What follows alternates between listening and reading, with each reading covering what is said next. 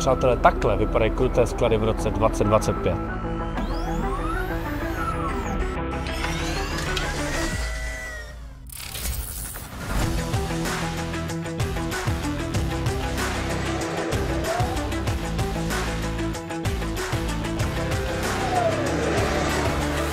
Přátelé, kamarádi, dovolte mi, abych vás přivítal v automatizovaném skladu online shopu Dr. Max.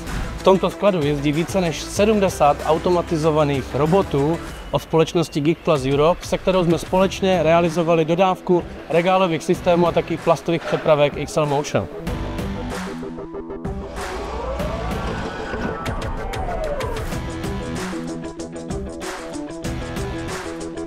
Automatizovaná technologie se stává ze dvou kooperujících robotů, velký a malý. Velký robot vychystává v regálovém systému, vybírá plastové přepravky a umísťuje je do předávacích zón, které jsou umístěny v přízemí regálu. Zatímco malý P40 odebírá vychystané přepravky z vychystávacích zón a vozí je k pikovací stanici.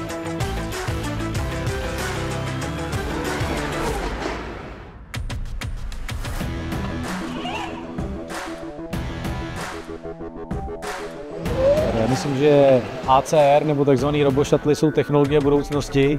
Když se stavil tady ten sklad, tak ten byl 8metrový, dneska jsme o rok dál a už se staví ty sklady 11metrový. Prostě tady ty roboti rozhodně nebudou brát lidem práci, ale budou nám tu práci dost zjednodušovat.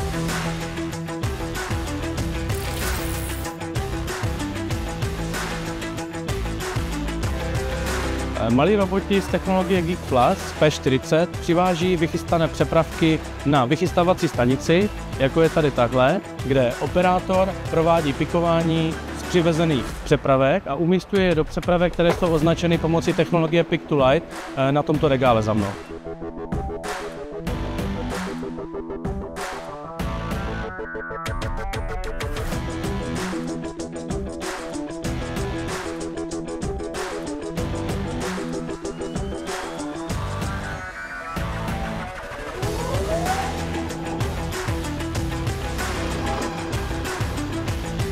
Tak podívejte, tady za mnou vidíte krásný paletový regály byto pro vozík s velmi úzkou pracovní uličkou a málo kdy je uvidíte takhle krásně vyskladněný, takže si to pořádně prohlídněte.